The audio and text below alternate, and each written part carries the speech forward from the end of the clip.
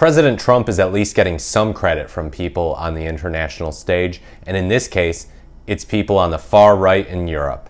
So the LA Times here reports Europe's far-right leaders applauded President Trump's agenda and spoke of the turning point it presented Europe at an event organized by Spain's Vox Party in Madrid under the banner, "Make Europe Great Again."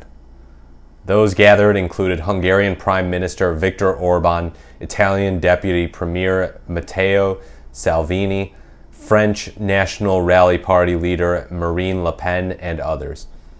Salvini and Vox leader Santiago Abascal downplayed Trump's threat to increase tariffs on European imports, saying that the European Union's taxes and regulations are a bigger danger to Europe's prosperity.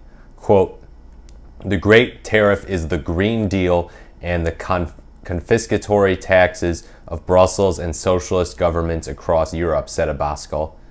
Yeah, that sounds like something that a Republican in the US says. Funny. Salvini referenced the historic opportunity ahead of Germany's February 23rd election, in which the far-right Alternative for Germany party is rolling in second place behind center-right opposition leader Friedrich Merz's Union Bloc. Quote, "The engine of Europe has come to a halt in the face of the most disastrous government of the post-war period," Salvini said of German Chancellor Olaf Scholz's government. The defense of Europe's borders against illegal immigration was another topic touched on by every speaker at the two-day event, even though irregular border crossings into the European Union fell sharply in 2024, according to data collected by the bloc's border control agency Frontex. Le Pen said that Trump's election triumph put Europe before a real change and said that the EU had left the continent at the margins of ongoing technological revolutions in artificial intelligence and other realms.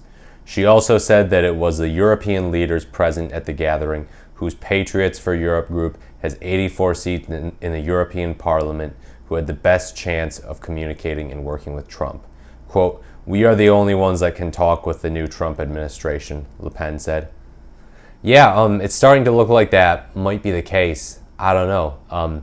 It looks like a lot of the other people in Europe who are not far right, who are in the center, are a little too aghast to talk to Trump because of some of the stuff that he's said about Gaza. Like, yeah, we're gonna take Gaza, take it under U.S. control. I just did my segment on, the issue with Trump and U.S. allies and all that.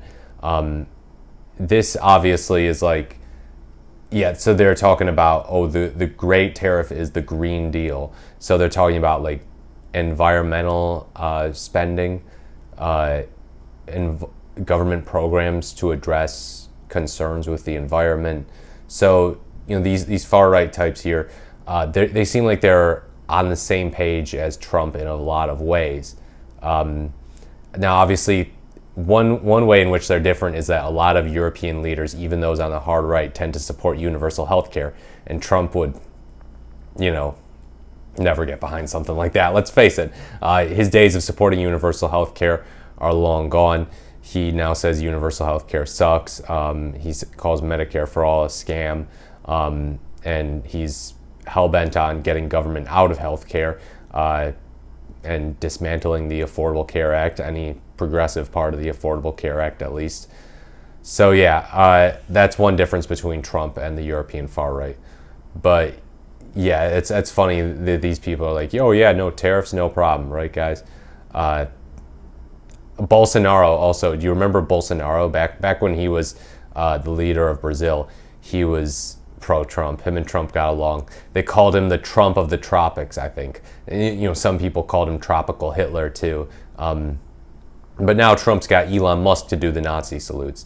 So yeah, don't worry, we have American Hitler as well, I guess.